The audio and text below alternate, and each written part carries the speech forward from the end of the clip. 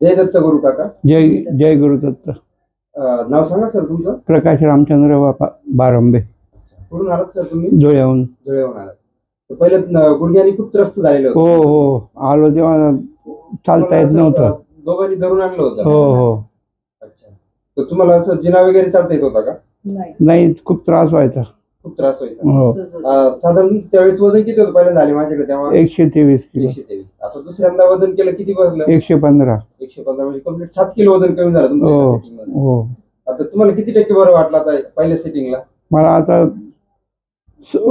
60-70% चांगलं वाटतंय.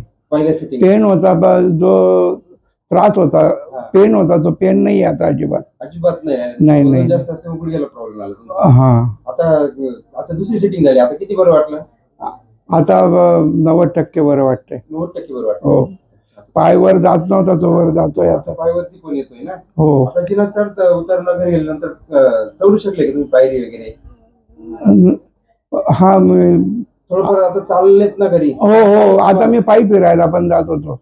पाय फिरायला पण हो जायचं. थोडस पायी फिरलो. पायऱ्या चढलो घराच्या. चढता आले ना पायऱ्या. हो.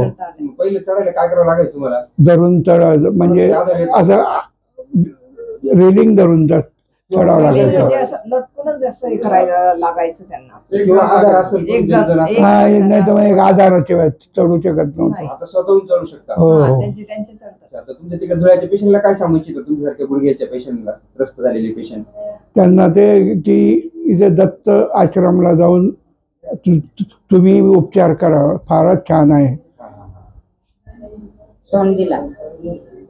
चोंडी सिन्नरजवळ चोंडी गावाजवळ.